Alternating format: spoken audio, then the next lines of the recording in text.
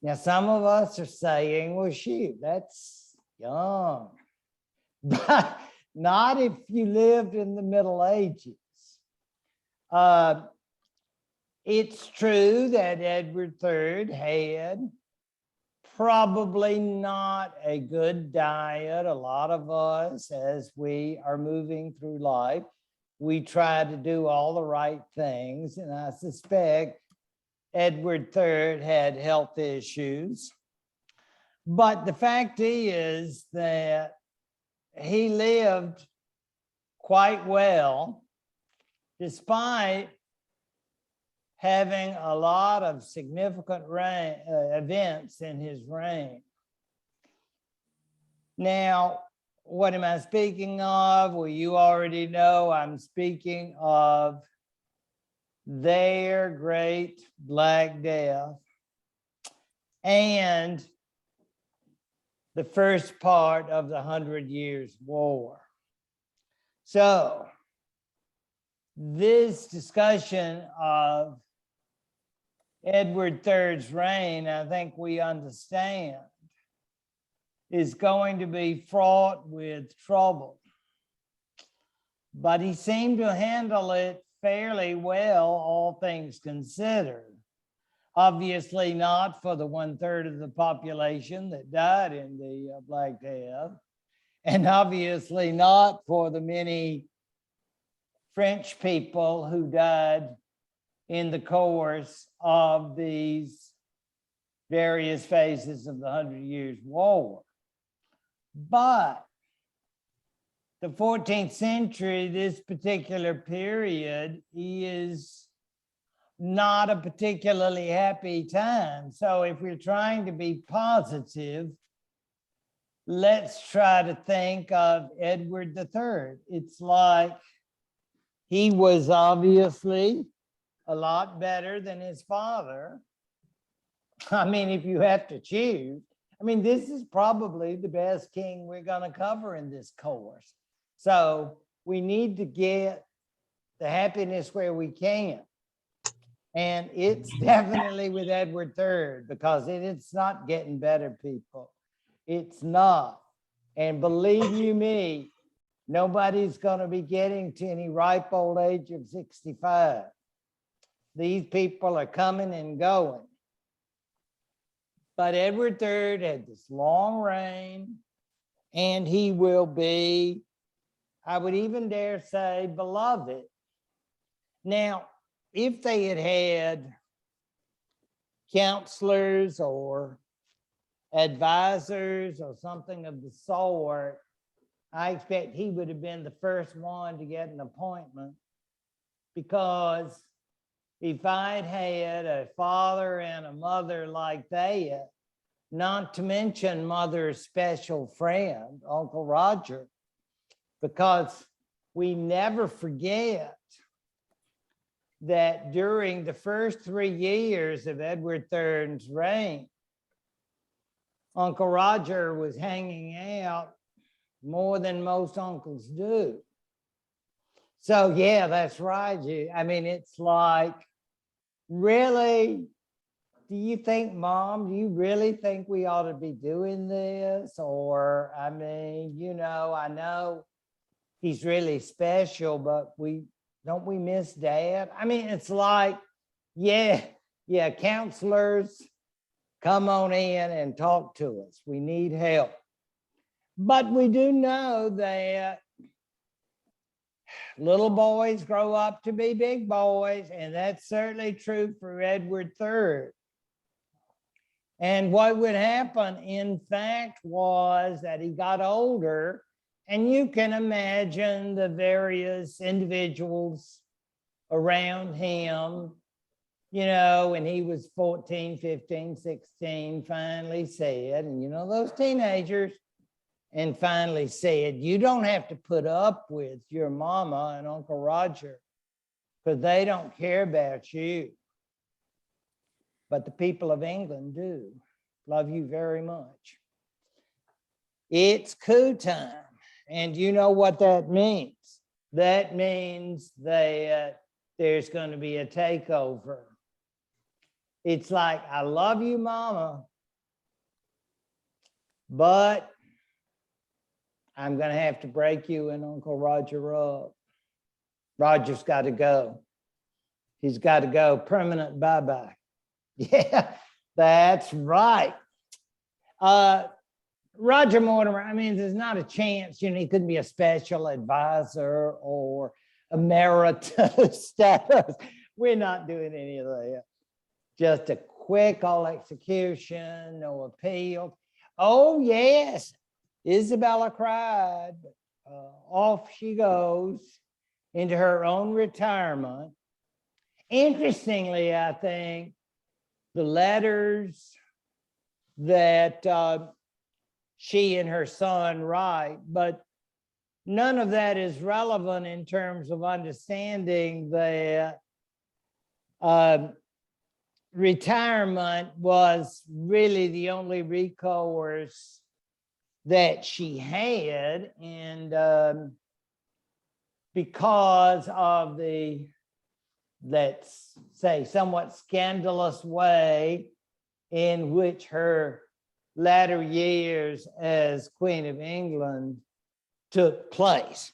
So she lived a long time in semi-retirement. And now, by the mid to late teens, Edward III was not merely legally king, but he was king in fact. And the reason he would be king for so very long, as opposed to his father, and as opposed to his grandson, is the fact that he was popular. You can't be popular. If you do beat it, it's got to be respect. He had all of that going for him. Now, obviously, they did not have the polling resources. All we can do is base this on what the sources tell us. And the sources make us think of what they used to call hail fellow well met. Have you heard that term? You go to a party and then somebody, glad hands, everybody likes them, and all this, that, and the other. So it seems that, I mean, compared to his father, it was like a breath of spring. I mean, it was just wonderful because it was clear that he had that magnetism about him. And that's why I say we never forget that. How on earth did he deal with his, shall we say, unfortunate background? Well, apparently the way he did it was to have what at least appears from the sources and what we all assume was a very happy life. Now, you'll recall, I hope, that his marriage took place as part of a deal between his mother and Roger in order to get that dowry.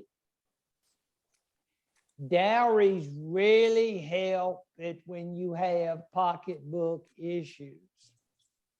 And when you are attempting a coup d'etat, you are having pocketbook issues. We want lots of military. No, sorry, we can't have any airplanes, but we can have lots of ships and we have lots of armor and other weapons, but all of it expensive. That all means the marriage of Philippa was part of that deal. But as it turned out, which might seem odd, it seems to have been a very happy marriage. She died 5 or 6 years before he did. It is, of course, true that he would have found marital fidelity a greater challenge than he was capable of managing. But other than that, I think he was a pretty good husband, and she was definitely a great wife and a great queen. And now we look at the children array, the parade of children. Can we have too many? Well, back then, I guess they were saying, never, keep them coming. And that's exactly what they did. Now, on a sad note, we're aware, of course, that there were 2 of their children that died quite early on. But otherwise, they will have sons and daughters almost unceasing. And that will be very, very important for the future of our story. I'm sure at the time, each little birth, they would say, well, this could be a serious problem for the future. I don't think people say that when children are born. They just say, oh, what a cute little princess, you know, and all of that. In fact, though, you have to plan for them. No, not education. That's later. It's like dental plans and all the rest. This is more worrying about how we gonna get them married off. And they have great strategies both for males and females. And so we will see that starting, in fact, with the eldest, the heir to the throne, who is known to history as the Black Prince. And of course, going on, I mean, it's like a parade of who's who in 14th century England. You've noticed John of Gaunt, Edmund, Earl of Cambridge. I mean, all of these become major figures. And believe you me, they didn't just put personals in the ads in order to get their wives. And they didn't have some dating website. Those parents were in there for very, very significant relationships in terms of power, territories, and all the rest. And again, everything seems well planned out, but we understand that doesn't necessarily work out well. Now, to just notice the Black Prince, he had a wonderful wife too, Joan of Kent, and I mention her only because I guess that just was one of those special Thanksgivings. You know how we're with our families and how wonderful that is. But what if across a crowded room, you and a cousin start batting those eyelids? And that's what happened. Yes, love had its way. Joan of Kent was, in fact, the daughter of one of Edward III's younger brothers. So, yeah, I know. So, and it wasn't her first husband, too. I think that's interesting, that she'd been married before, because you know how you hear so much about the significance of women in virginity and marriage, but must have been a true love match. And she will be a very important figure in our stories to come, Joan of Kent. And Kent, you know, the area of Kent down south will be a very important area, and she will be a very important woman as the mother of one of our favorite kings, Shakespeare's Richard II, right? So we will remember her. And really, for the rest of this term, we will be talking about the family of Edward III, because all of these children will have these great titles and great connections and create these lovely trees of their own. I mean, you think this is a great tree. Oh, there are more where that came from, believe you me. They just keep reproducing. Yes, indeed. And as such, well, let's just say this is merely a preview of coming attractions, because there are more where this came from. But it all stems from this line of Edward III. So it's because he and Philippa there had so fruitful a marriage that we will have so much to describe in the sessions that follow. For those who like seals, I have a nice one for you right here. In the history world, in the rarefied world, I should say, of medieval history, we have a subdivision of people who are called sigilographers.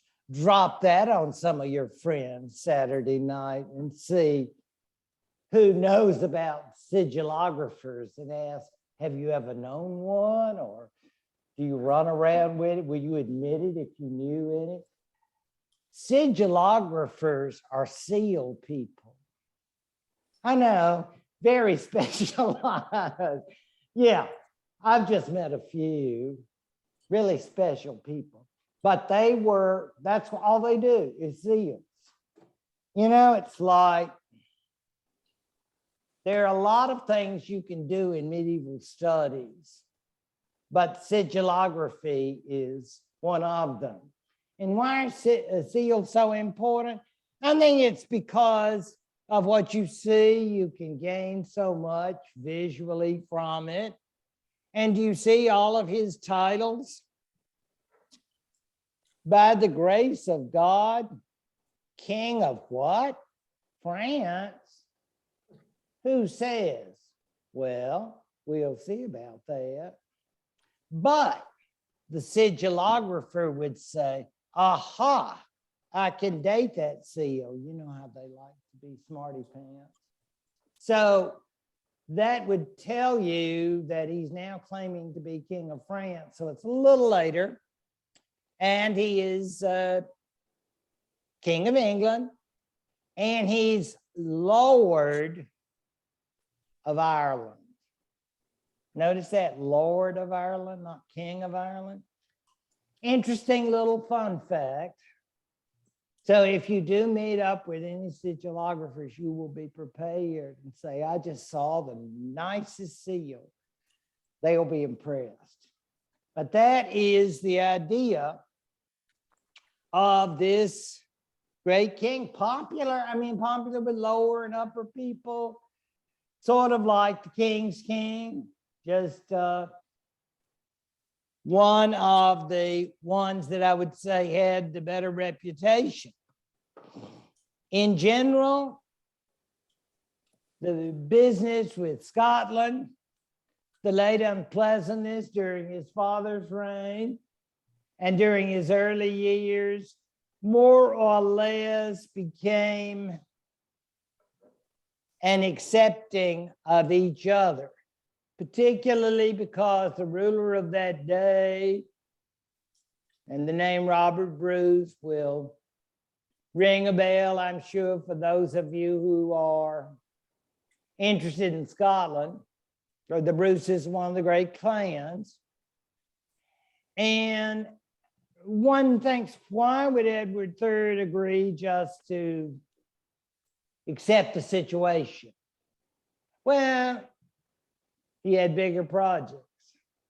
And he was certainly smart enough to know that if he was going to do things with France, he needed to have more or less quiet up north. Okay, we got the Welsh pretty well under control. Wales is not a major issue now. The Irish, well, that's a permanent issue, isn't it? That's a permanent issue until, I guess, today. But more or less, we understand the Welsh, they're taken care of. The Scots, for the time being, they're behaving. And so we can afford to move on with project number one. Now you say, oh yeah, well that must have been the plague. No, that's not the view of that day. That's very odd when we think about our own situation in the 21st century, or indeed when we were just children. Remember polio? That had to be a major world concern. But even though when we view now what was called the Black Death or the beginning of the plague, I think for Edward III, far more important for him would have been what is euphemistically called the 100 Years' War, one of those terms that was just picked up in the 19th century and really has little or no meaning. And of course, even as all of this is going on, we always have to remember the development of Parliament, which is awfully important in the history of American and British constitutional history, lest we forget. All of which is nice. It's hard to imagine, or at least it is for me sometime, when we think of world-shaking events. I was thinking the other day about reading a book about the 1940s and some development that was not connected to the war. And I thought, do people really think about anything else? And I realized, of course they do. It's very difficult to focus constantly on one thing. So even though today, perhaps because of our own situation, we do tend to think about the horrors of the plague. But I think if I were connected to the kingship, I would be aware of the possibility of living through my reign. Because, yeah, I mean, if I were in the insurance game and had not found academia, much safer life, because I wouldn't be writing any life insurance policy on any of these kings. No, no, no. You just are not a good risk. That's right. 5 of the kings will die. If any of you are going to be on Jeopardy or one of the other quiz shows, we are going to learn those kings together. So I want you to make us proud so you can make a lot of money for Ollie. All of this will be easy and you will look so brilliant. But remember that 5 kings are not going to make it. And I've given you 2 right there. Edward II, starting out, a really nasty way to go, and Richard III. And that ends our quintet of death. But yeah, during that period. And then come the Tudors and our Springs term. But anyway, that's it. It's just like they put on the cigarette packages. This could be hazardous to your health, being king. It's very dangerous, yeah. I'd be careful if I accepted that cocktail.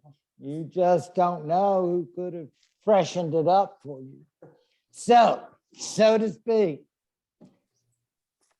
as much, and as Frank will tell you, and as many of you know, as much as the issues of the 14th century church fascinate me, nay, obsess me, I can't stop to go into all of them except to note that it's fair to say that despite the Black Death and all the rest, they had to deal with what we would call issues of credibility, as when the popes live in France, in a very beautiful part of France. I'm not run a tourist agency, but it is right nice down there on the Rhone River. And so if you are thinking about trips, Delta is ready when you are, and you can get a nice flight and you can stay there in Avignon X, and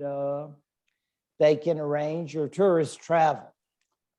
And then, of course, will the real Pope please stand up? Remember when we had the one Pope in Avignon, one Pope in Rome? And then we have people who say, no, you are not God's people because we are God's people. And you Catholics are losers, and you are damned losers. And we are the saved, we are the true church. And you say, gosh, trouble on every sense. You are mighty right. And you would think this would be very useful for kings, because the kings can always say, well, what would you Pope people think if I went Lollard on you? Well, I don't think that's going to happen, because no. But the idea is, folks, basically that this is a serious problem throughout this period. Obviously not as great a problem as having, by the late 14th century, a mass uprising of peasants because of a problem that many people are saying today. There are less people who want jobs, and I should be getting more for my work. And that is exactly what we will find in the revolt of the peasants. Go to the Tower of London on another one of your tours, and they'll tell you the story. It's a very interesting one that we will get to later. But all of this is going on as we consider the Black Death and the 100 Years' War. I mean, it's just a laugh a minute. I mean, this is not a period of, I'm sure individuals, families had great times and, parties and things like that. You just hate to think that everybody's miserable. But I mean, it's said to be 14th century, it's only a time that a Chaucer expert could be happy. I don't know. It's like, I know, they give me a Canterbury Tales, and they just think they probably take their literature a little too seriously, don't they? Yeah. And I mean, I love The Wife of Bath too, but we understand. And I think that's covered in those notes too, Cliff Notes, in case anyone wants to look back in Cliff Notes and find out about The Wife of Bath. I bet she knows. Yep. Yeah, you can go look. So, yeah, speaking of the 14th century, those great literary works. I was distressed and recently teaching a class of 18-year-olds, and they were telling me, and I said, now, how many people have read parts of the Canterbury Tales? Guess how many hands went up? None. It's no longer part of the high school curriculum. I started to begin a petition or lodge a formal complaint against the Board of Education. I was wondering if that would be a big success, but I'm sure they moved on. But I love the Canterbury Tales. And by the way, fun fact, Chaucer's wife was actually connected to the family of Edward III's queen. Mm-hmm.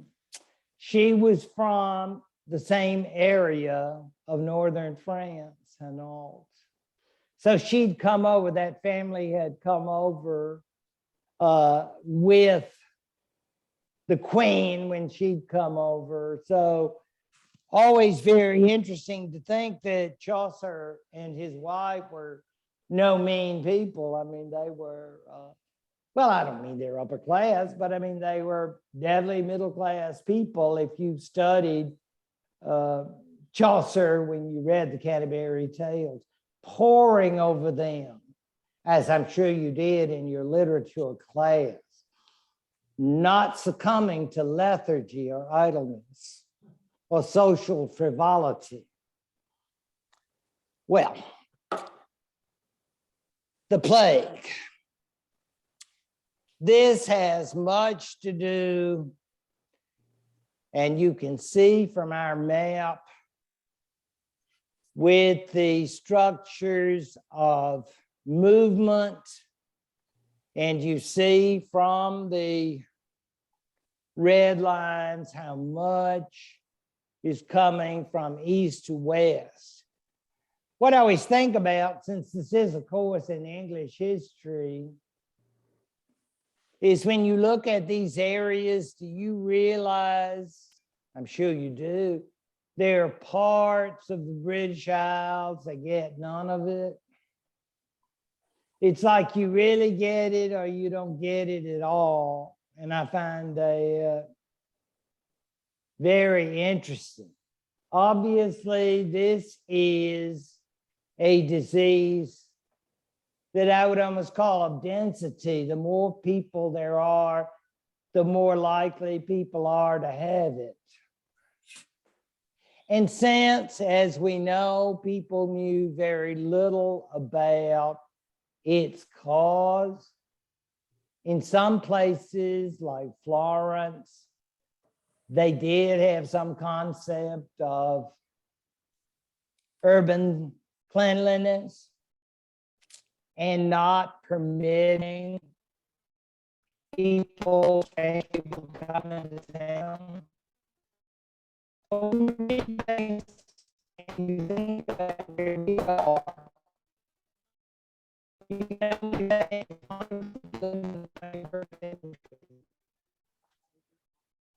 We're losing the sound again. I'm so sorry.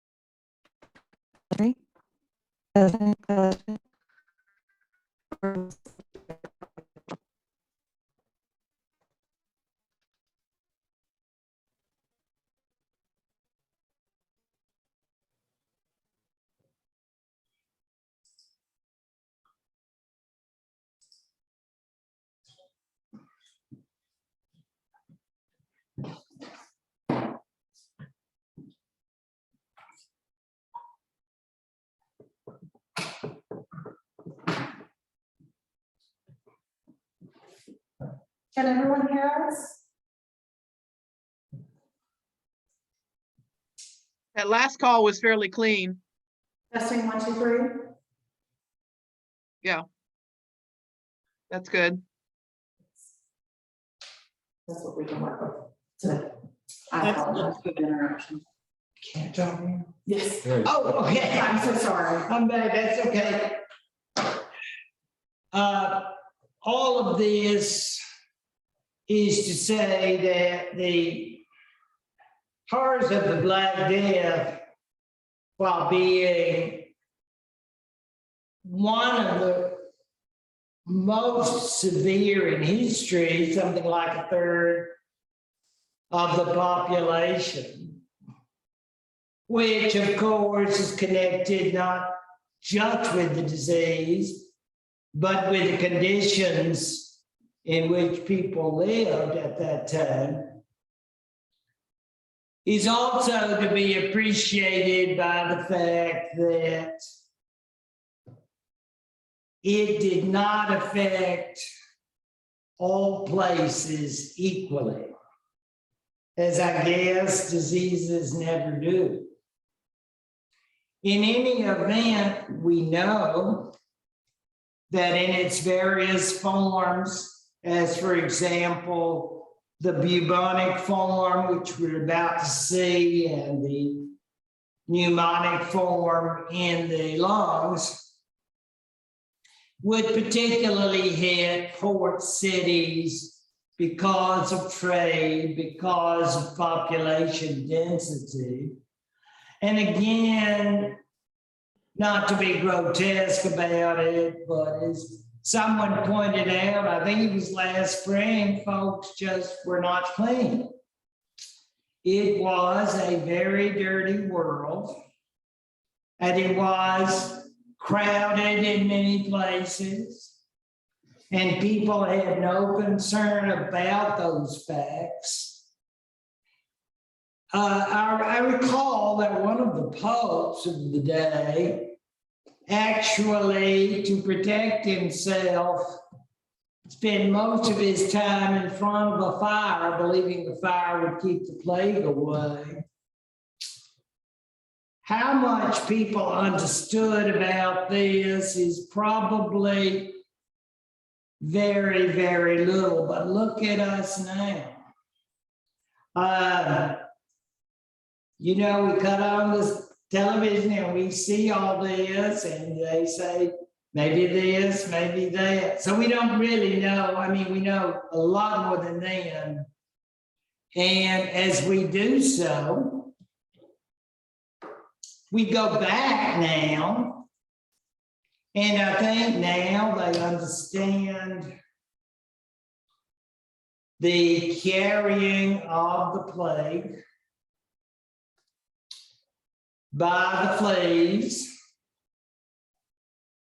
and the fleas who rode black rats, no browns, thank you very much. I really had never understood that, but I guess I'll find me a ratologist someday, ask about that. You know, would you really bring that up though at a party? You know, oh, so you're into rats, huh? No, I mean, but I mean, all of that is interesting, and those fleas and rats, and we know that as a result of travel by ship, ships that had come all the way from the east, Genoese, coming all the way to the British Isles. And we know all of that was responsible for this plague. And the perpetuation of it, of course, because I don't think anyone ever thought about exterminating rats and fleas. I mean, it was just a part of their world. Of course, it is in some places now. I read one scholar who said Mother Nature believed that there'd been too much population growth in the West during the medieval period, and this was Mother Nature's way of solving the problem. That sounds a little callous, doesn't it? Slightly. We just wiped out a third of the people, say, huh, guess you don't have a population crisis now. I mean, it's like that. We would hardly think of that as being very humane. But is it right? Because it's a matter of, if you don't have enough food, you can't say to the Krogers of this world, what we need for you all to import more and have more to eat. You know, people are hungry nowadays, right? So, I mean, you think about the matter of food, and as population growth continues, then by the 14th century, it would appear that the problem in Europe in general was solved. It would be centuries before the population of the 13th century was reached again, maybe 17th century. It would take that long, if you stop and think about it, for enough repopulation. Now, we always think about the grotesque nature of the Black Death and this drawing of the individual suffering from bubonic plague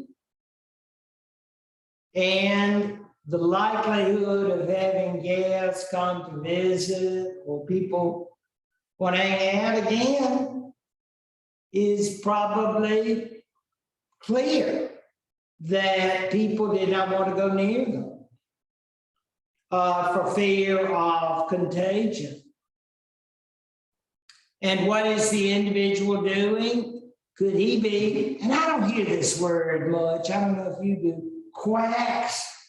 You used to hear about quacks a lot. Maybe some people complained, but there were lots of quacks back then. Said, I got you cured. What ails you? Said, well, I think I got the plague. Yeah, I got that. I've been doing some special experiments in my laboratory, so I can fix you up. There would just be a few payments. You know, everybody figures there's a way. But in general, this may be a physician, or he may be somebody who's just there to sort of put a nice smell in the air, because Lord knows you need it.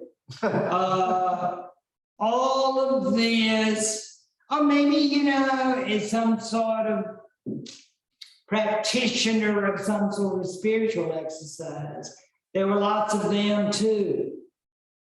Oh, the stories you read about chroniclers, about the kinds of people who just come out of the woodwork, say, I got something that'll fix you up. You will feel better. And all of this is to say that the English, as well as others, Italians, French, whatnot, all would respond with a variety of quote unquote cures that seem to have little or nothing to do with rats and fleas, right? They just really knew little or nothing about that. So, all of this I mentioned so that you are aware that during, well, you could call it the fairly early years of Edward III's reign, he became king.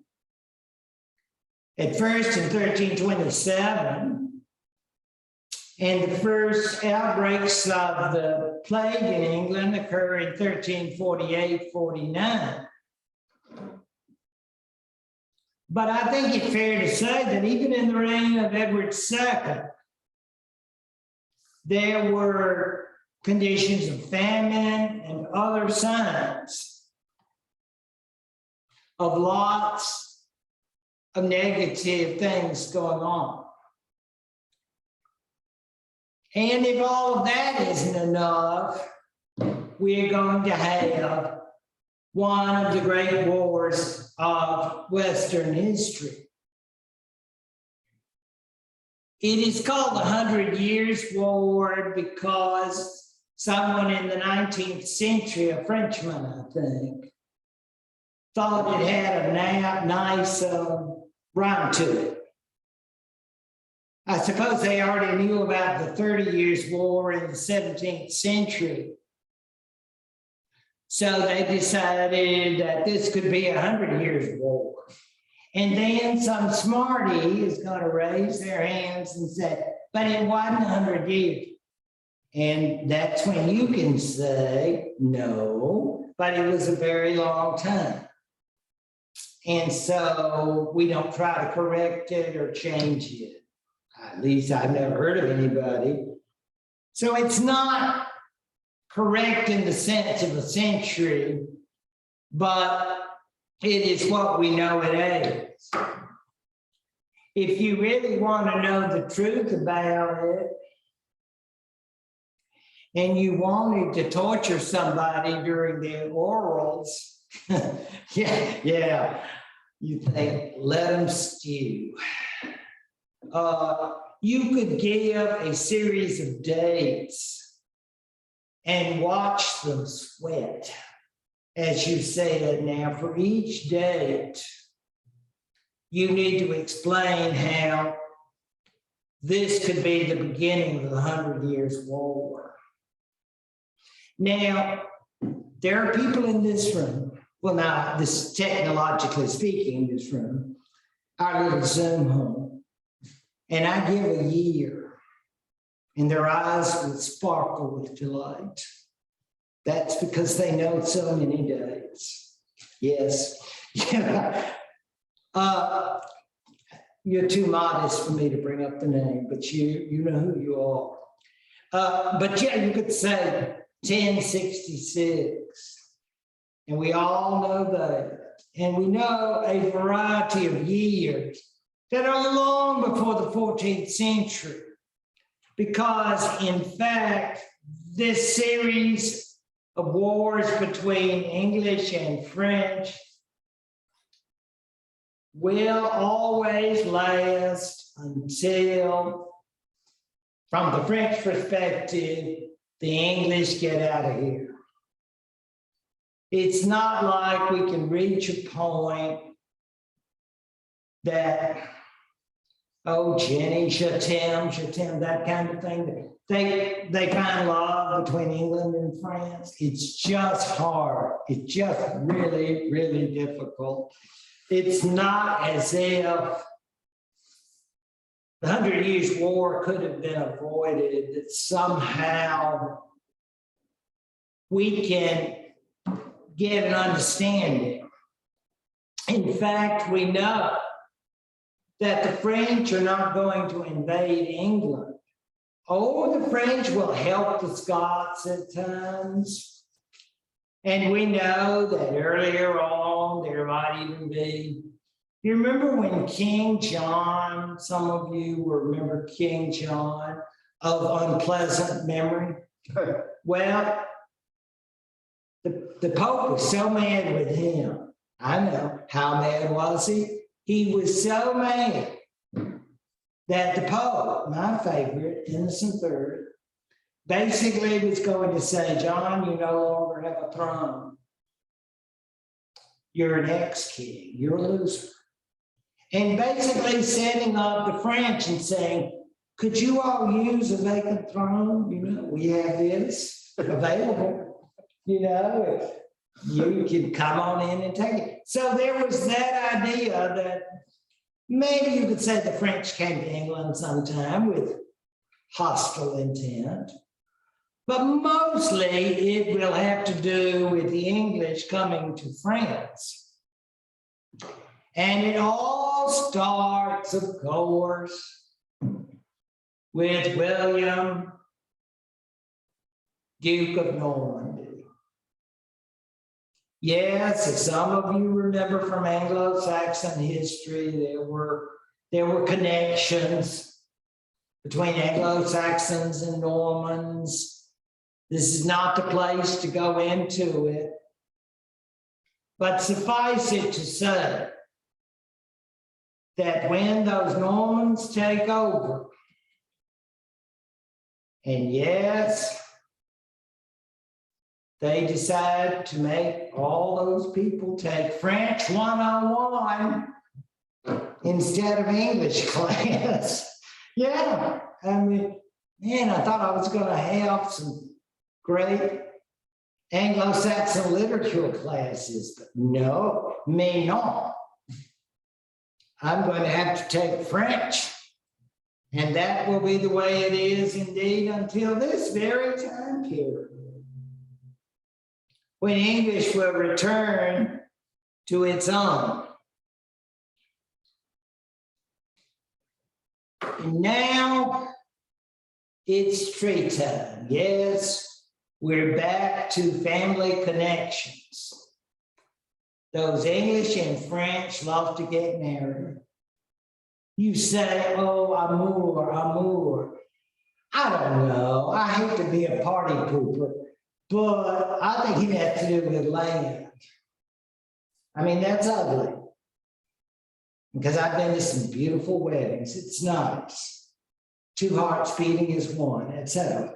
But I think in this case, we are talking about various kinds of deals. And in this case, Edward III.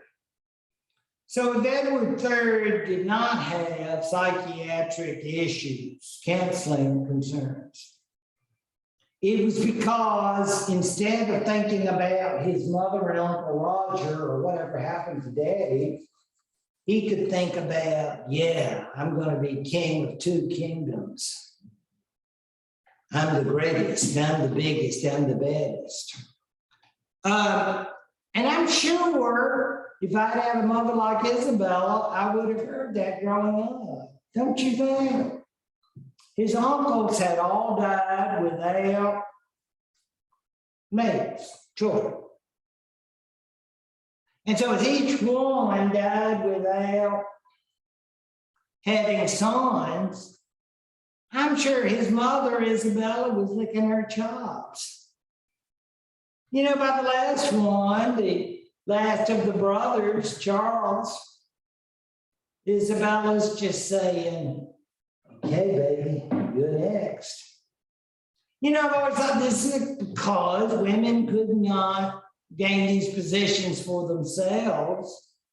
So then they become these, what would you say, pushers? They're always going to pursue these interests of their children. And she certainly did this for Edward III.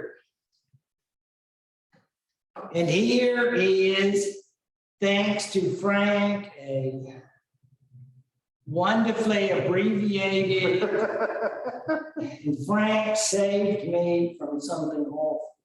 I was going to give you all this huge, gross tree that you would have had to wade through. And, I mean, it would have been quite a genealogical project. But instead, you had this nice, clean one. And that's all Frank. Yes, Frank knows what the people need. And now look at this. You just can't beat it. There's Philip IV, or as Jenny would say, Philippe le Bel. There he is. And there's his kid brother, Charles of Valois. And you know how it is when you're the kid, you're always thinking, oh, Phil gets all the attention, but, you know, I'm important too, you know, and all of that. It's hard to be number two, isn't it? Yeah. So,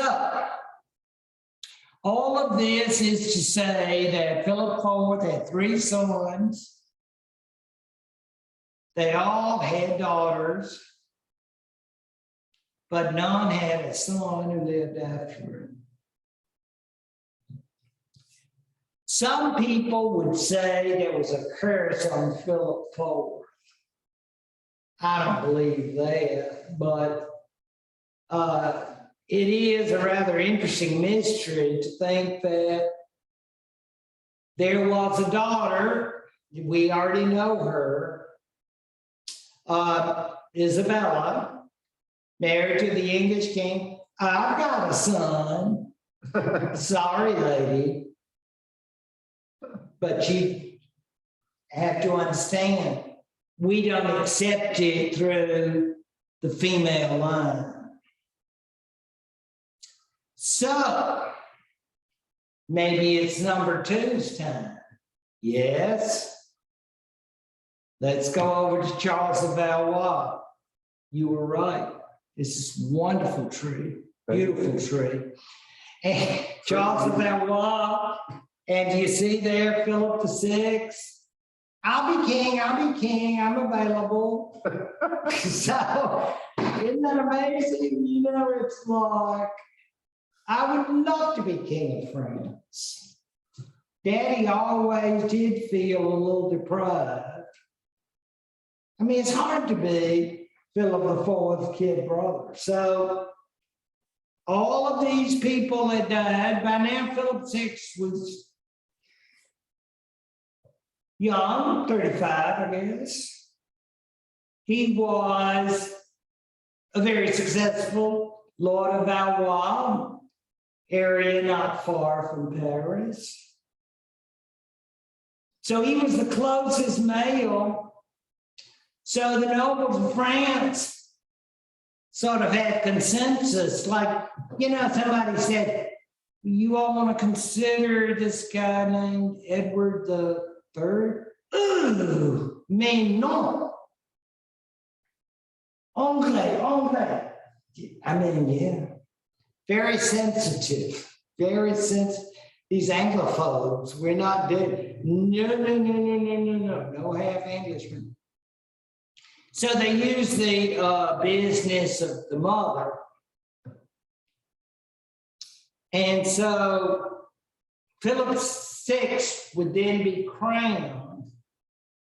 And Isabella, I imagine, after, have you ever heard of these sessions that deal with people with anger management?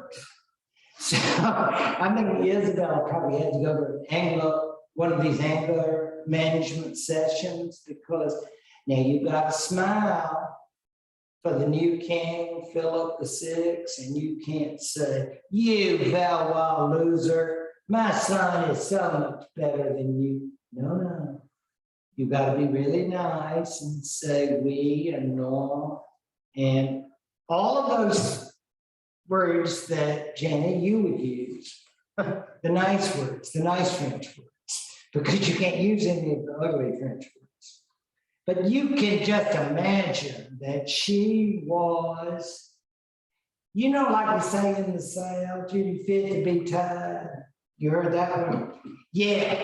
So she was angry because she thought her son should be king of France. So she said, you know, like mothers do, now, Eddie, what do you say to cousin Philip? Oh, do I have to, Mama?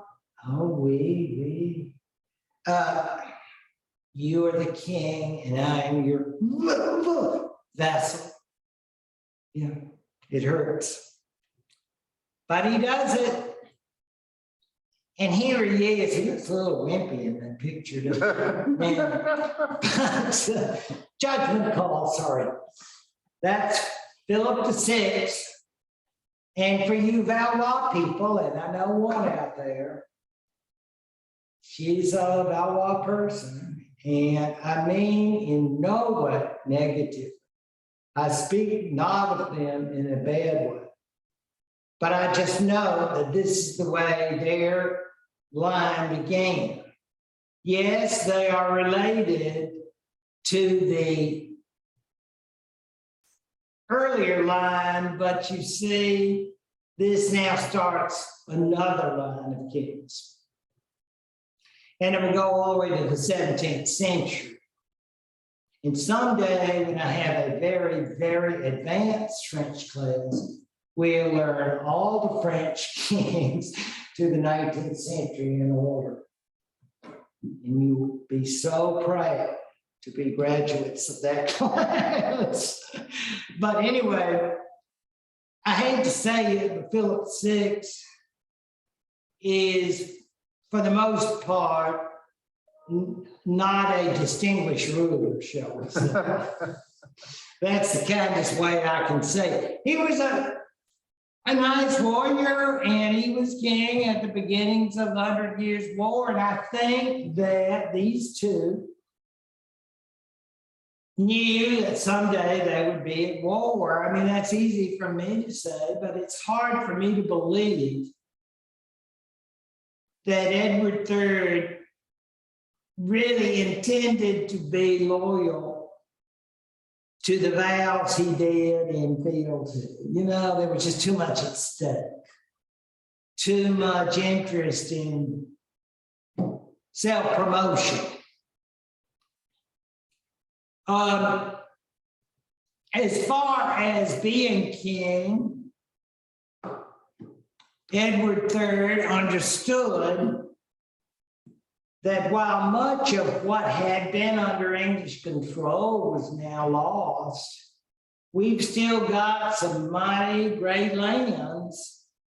And if you ever get the chance, that beautiful land down south, the wine country, you can probably fly into Bordeaux on one of your jets or one of your planes, and because Bordeaux should have a nice airport for you pilots, yes.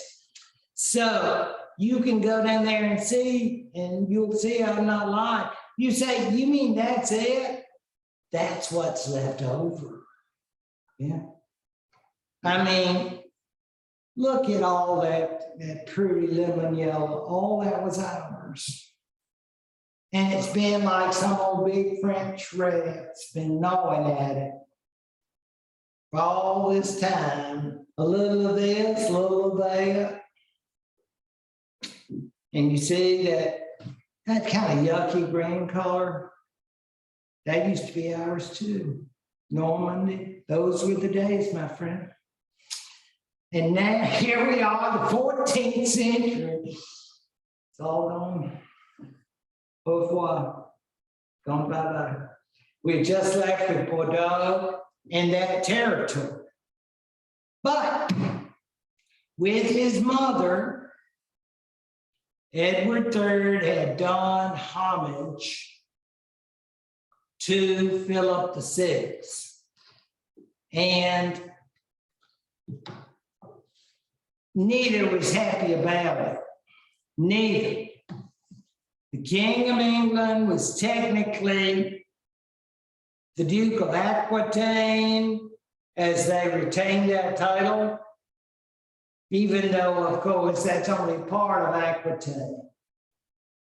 And you understand, I mean, I'm sure that I could, and I wouldn't mind doing vows of fealty and homage to one of you, and that would be very nice if you could help lift me back up when it was over. My knees didn't get out on me. But the point is that it was never intended to be degrading. It's not like you're going to be a serf or something. But the King of England felt that having to get down like this was somehow degrading. They didn't want to do it. I mean, hurtful. So this became a very big deal.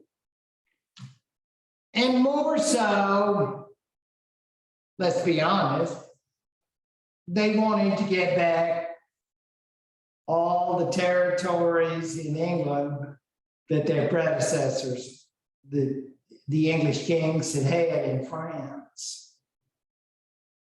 You can't doubt that you just say Normandy and that there would be an English king that would say, nah, so what? Have you been to Normandy? Look at the pictures of Normandy. It's beautiful up there. It's lovely. Go to Normandy if you haven't. Fly there. Or take the ship if you prefer. But can you really blame the English for wanting everything back? So they want it, but you know, you can't just get it. It's going to be some trouble. I love this picture of Edward III kneeling before Philip VI. Now, this will be somewhat later on. You see, technically, Edward III does fielding homage twice. He does it first with Mother. You know, Mommy takes him over there and says, now be sure you speak to Cousin Phil.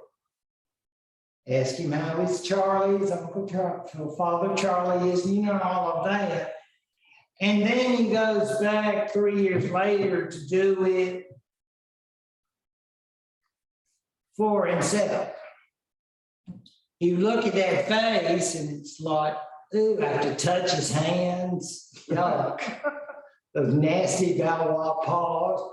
Yeah, I mean, it's like there's nothing happy about this. But you can see the fleur-de-lis and all the marks of our first Galois king. And they have our King Edward of England, or should I call him Duke Edward? Yes, I know. Those are fighting words. You put your hands in mine and you get down. And I'm not talking about on the dance floor either. I'm talking about this ceremony. You say, well, I don't like that one bit. Well, how do you think Edward III felt about it? I mean, it was not happy. Look at the hostile looks. Yeah, you would think they'd be smiling, they'd be happy. How you doing, brother? Fred? No. This is not a happy prayer. But we do what we gotta do. And we make plans. And among the plans we make have to do with the animal that no one in Northern England or Scotland could imagine living without. Yes, the sheep. We love the sheep. And the reason is because not just Easter dinner, but because of industrial use, that is wool. And the all-important Anglo-Flemish connection theory of the world we would call Belgium nowadays. And understanding the uses that the production of wool in England made for Flemish weaving. It was a major relationship. And we've already seen that with the marriage of Edward III and Philippa, her family were already connected. And the Flemish, even though they have a rather close physical connection to the French, there's always that sort of hostility. Because the French wanted all that territory for themselves. Did you know that? It goes way, way back. When Belgium was first formed, you know, you don't ever call a Belgian a Frenchman. That gets them all bothered. Don't ever do that. Don't you ever say that. That gets them. You can't say, well, you talk like, you know, woo, bad.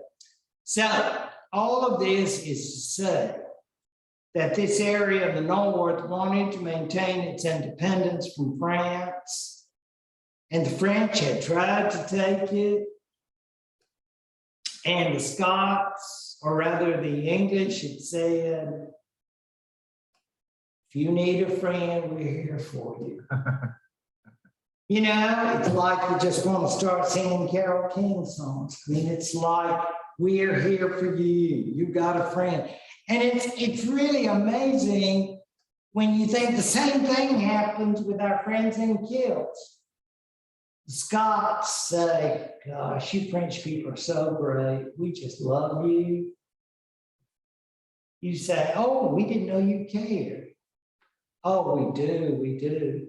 So whoever you don't like, find out who also dislikes them, and that will be your new best friend. So it is amusing, isn't it, when you think about a Franco-Scottish relationship forming with an Anglo-Flemish. Edward III also seeks out some West Germans, you know, they're on the other side of France. So the diplomacy that's going on during the 1330s, it's like, you know, they're getting ready because the day is coming. But these kinds of conflicts take time. Wars in the Middle Ages are very costly and require lots and lots of preparation. Some have said there wouldn't have been a war except for chivalry. Have you ever seen that before? The Order of the Garter in Winston Churchill movies, maybe? They always make a big deal about that, don't they? Well, this is about the time they started the Order of the Garter. It's the idea, I suspect, for many of us today would be sort of wine, women, and song. But you wouldn't say that to them. But they would consider this to be a spiritual group. Mm-hmm. Yeah. And they would probably be serving that mead. I don't know if you all have ever had that, but you stay away from it. It's this sweet beverage, and if you have too much, you're in trouble. So maybe you just sip a little bit and then say, oh, I don't think I better have much of this. I'll have a Diet Coke, you know, something like that. Because, and you better be show ID too, because it is alcoholic. These festivals that were given to Dieu, forgive me, Jenny, Dieu et les dames, God and the ladies. You say, oh, how beautiful. Did they have hymns and sermons and celebrate the Mass? Not exactly. But there was a lot of eating and drinking and partying. Well, where were the wives? They were home. They were probably, they couldn't get a babysitter. So we had some other females join us. You say, so that's chivalry. Yeah, kind of. And that's not good for keeping in great shape. So I guess they had to get to the gym early the next day. But they partied hardy in these orders. And do you know, I hope you don't know people like this, but sometimes after they had too many beverages, they talked a lot. And they made certain statements that were not necessarily accurate. And among them, heck yeah, we're going on a crusade. Who wants to go on a crusade? Y'all want to go on a crusade? Yeah. Okay. You say, I wonder if the next morning when they, no, they didn't have, etc.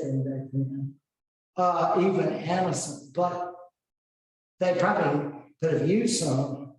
They said, did we say something about going to the Holy Land? Yeah, I think we did. I mean, in other words, all of this was supposed to be a kind of excitement about projects that probably never would happen. That's what these adult beverages will do sometimes. The Order of the Garter, of course, was very hard to get in. It's just like Rush, some of you will remember. And you say, oh, they couldn't get into that group. Yeah, but you might be in the order of something else. The order of B team or JV, junior varsity. I don't know, but the Order of the Guard, A team only. And that is the idea that the French had them too. And so everybody can sit around and talk about, hey, we're going to the Holy Land. You say, well, what's that got to do with England and France? Well, I think they probably had that really in mind. Speaking of the Holy Land was kind of, the papacy had received commitments. You know how that is. Can I sign you up? You know, you tell people, I mean, you want to go on a crusade to the Holy Land? Oh, yeah, I'm just dying to. I can't wait. And then, you know, a year or two later, they say, remember that promise you made to go on a crusade? I'm going, I put it down on my to-do list.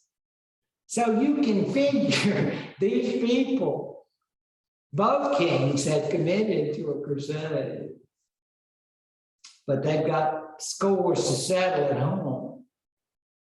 So the idea is this is our own personal crusade.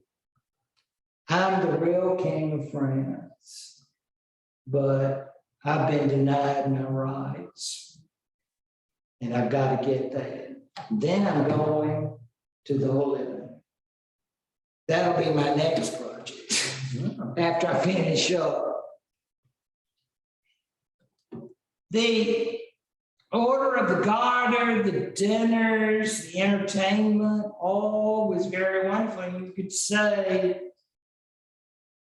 how important is it? It's really hard for me to imagine, but I think as charismatic as I assume Edward III was, maybe not Philip VI, but this idea of getting support, enthusiasm, I don't mean that so much as the people of England or the people of France, but I'm talking about the great lords who would have had the wherewithal to contribute greatly to the military forces necessary. And I feel for certain these orders would have been part of that. And I mean, if then you have this sort of movement to go to war, they would definitely have been interested. In the year 1337, after lots and lots of picky arguments, they said, well, I'm not your vassal. Well, I'm not your lord anymore, you know, and that sort of thing. And after that, as we go to war, Edward will say, well, you know, you never were really king of France. You're a liar. I'm the king of France. And I say that, and I want to note that to you because it's an important point. That was not said at first. The first line of argument is getting my rights in Aquitaine and the territories that were traditionally English. this is one of those, oh, by the way, you know what you are? A big old loser, Balois loser. And I am the true king of England and France. And take that and this. And so we're at war. And that, of course, means that if you look at it from the perspective of Edward with his allies, because believe me, those states in what we would call West Germany or Switzerland now, they didn't like the French. So it wasn't hard to find people to say, you know, if we went to war, would you like to be associated with us? And it appears that Edward III did fairly well in that department. Now, again, we don't want to think about necessarily a massive war on the part of these allies, because most of the support will have to come from England itself.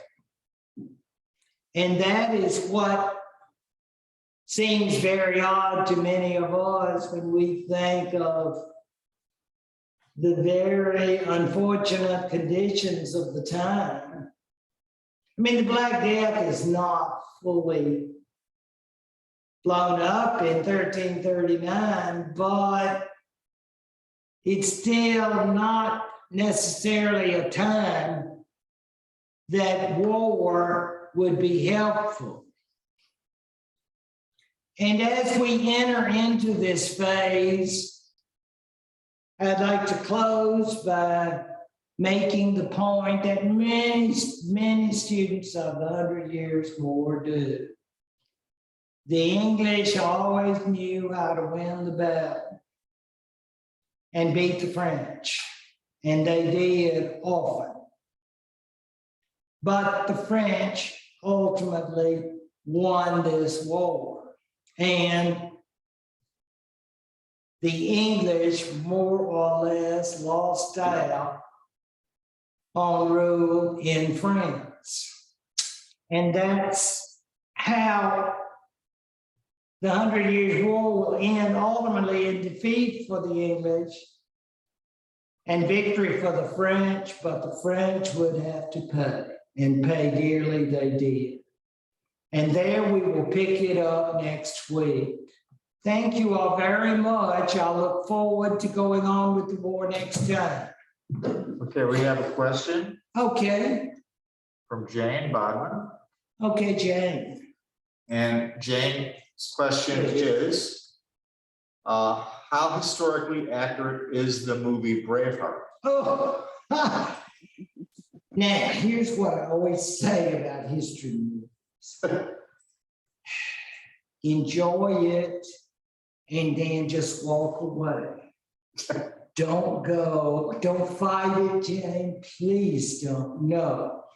No, Mel Gibson was not the father of the English king. He did not have some sordid affair with Isabella. That was the most preposterous thing I have ever seen in my life. Again, eat your popcorn and enjoy it. It's a nice film, a little gory, you'll admit that. And as far as Edward II, Lord, but you know what I did? I gritted my teeth. I watched it, I enjoyed it, and I did not. Yes, but there are some inaccuracies. So yeah, I mean, I can only, there's so many inaccuracies, but that's okay. It's a movie.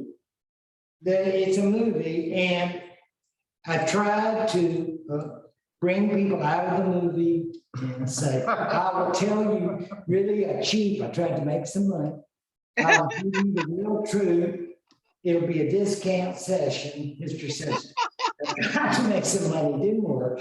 But the idea is that it glorifies William Wallace, and I don't think a lot of people even knew William Wallace was, you know. I could come through the streets of New York, Chicago, and say, hey, what do you think about William Wallace? It's compared to Robert Bruce. And you would be amazed about people wouldn't know, but no, William Wallace got to be very well known. When was that, the late 1990s? Do I have that right? So- Yeah, but I mean, it put the Middle Ages on the map. I mean, we were quite go-go for a few years. Mhm. I would see people, yeah, everybody was going Middle Age. That Middle Ages was a cool period. I said, yeah, yes. And that Scotland, Scottish history, all of that was very popular. But yeah, no, but it's not historically accurate. Hey, anything else? Okay, thank y'all. See you next time.